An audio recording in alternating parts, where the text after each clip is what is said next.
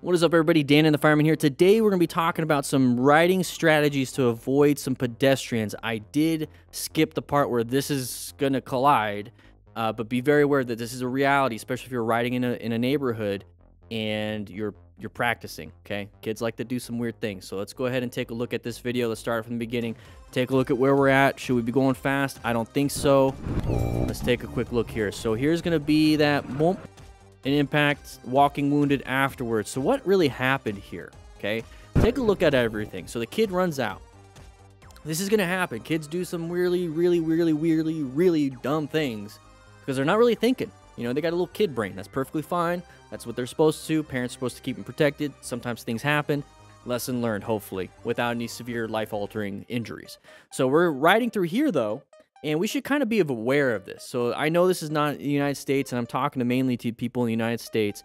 But what you see typically in situations like this is going to be in a neighborhood or like around some kind of event, or we're trying to get through like a parade. I don't know why we're inside the parade, but we're trying to avoid pedestrians, okay? Lots of stuff going on. So this is a great opportunity to practice your straight line weave slowly, if that makes sense. We do have the straight line weave. We have the straight line, slow speed straight line, there we go, on Motorcycle Training Concepts YouTube channel. So check it out. A lot of cool stuff. The cone drills, everything, the video version of them all are on that channel, so check it out. Link will be in the description for that channel. But practice your slow straight line or straight line weave. There we go. So we're coming up to here. We should probably go in a little bit slower. Now, I know this is like 15 miles per hour. That's fine. But why aren't we paying attention? Are we expecting this person or this little kid to not do this? When you're out riding like this, expect kids to do this. When we see dogs like over here or anywhere else, expect them to run out in front of us. And so we should have that hand on that front brake, ready to squeeze that front brake and do some really good progressive braking to stop. The goal isn't to swerve on some of these things, because that means that we were going too fast to really avoid an object, or to stop before an object, and we're going too fast, so we have to avoid it with a swerve. The goal is to stop with these, because they're either going to stop in front of you or try to run back or run forward. Kids and animals are very unpredictable. The best bet you can do, especially in a situation like this, is just to stop, okay? Pretty bad situation. Not good. Hopefully they're going to be doing fine, but this is why I always carry a rescue kit. Make sure you guys grab yourself a rescue pack. All right, so we're going to come over here, and we have a nice high-vis helmet, and we have a 360 camera, so let's take a quick look. So we're going pretty good speed. We're going way faster than the flow of traffic. We've got some pedestrians here. We had to do a swerve, kind of like a little panic, so his hands were going crazy. Almost hit these ladies coming off a bus. And I think it's not my fault because she's trying to cross the road by running that two in wrong place. Man, when people justify like the things that they do, you know what I mean? When people try to justify their actions based off somebody else's actions. Now, you can think of somebody else's actions and their perspective and why they did that. And I guess it can influence what you do because you're reacting. But what were you doing prior to that? You know what I mean? So somebody's doing something, and then all of a sudden you come in after, and then you have to react. We're both doing something leading up to the point of where we interact with each other, and then we both have to react off of that, if that makes sense. We're both in motion here. So what are we doing prior to this? Are we going faster than the flow of traffic? Are we paying attention? Is everybody else allowing these people to go through? Not really. We got some people kind of doing dumb pedestrian stuff, but I don't want to treat pedestrians as objects and road surface hazards that I have to move around. I'm going to make sure if I see pedestrians in the road, I'm going to slow it down, and then once I get around them, I'm going to accelerate. I don't mind accelerating, slowing down, especially in areas like this if pedestrians are just going to be doing that. Okay, slow down, accelerate. This right here is just kind of ridiculous to me. So kind of a panic, wasn't anticipating that. Was able to make it through. This is a pedestrian crossing.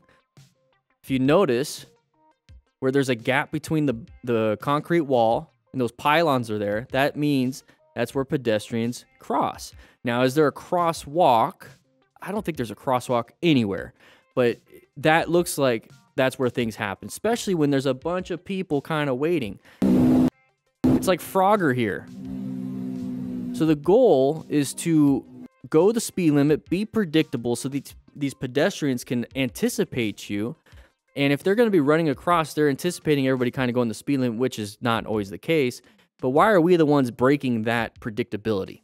So be predictable, go the speed limit, slow it down, allow them to cross, move over, and then accelerate afterwards. Don't maintain speed and get pissed off and then try to swerve. This was very dangerous. This is a close call. The goal is not to have close calls, because the more close calls you have, one of those is going to turn into a crash. You know, it has to be a close call before a crash. It's getting close, crash. It's getting close, hey, it's a close call. Either way, it's going to be a close call. I mean, when you have a crash, there was a close call. So this right here, take some accountability. Take some accountability. If you want to support this channel, support the training that we're doing here, join up on the MTC Rider Academy and become a member, and you get a ton of different things. We get the basic training course, Smart Rider drills, the podcast early, Smart Rider tips, an archive of the crash reviews, because they do get taken down and ad restricted on YouTube, and the MTC library, which you're going to be able to download the rescue booklet, the Smart Rider basic training book, and a bunch of other stuff. And it's only $4.99 the first month. So join up, help support the channel. But let's go ahead and get right back into it. All right, so we're coming up through here. This is an intersection, obviously. So we're going to be in orange stage, prepped and ready. We are. It looks like we are. You know, we got our hands on the handlebars, and we have a grip on that front brake. Not too bad. Interesting area. We have somebody walking across. I don't think we were paying attention. I don't think we're paying attention here. So we're looking to the right. And then last second, we slammed the brakes. Okay, we should have known that person was there. Now, that person, like I just said in the previous video, we both were doing something prior to the interaction. The pedestrian was walking, not paying attention on their phone. Yeah, they did something wrong. What were we doing before the interaction? Were we doing the right thing? Probably not. We interact. And now we're both in this situation. Are we going to blame each other? It doesn't solve anything. It doesn't solve anything. So here, this person's doing the dumb thing by looking on their phone and crossing in the road and not paying attention to what you're doing.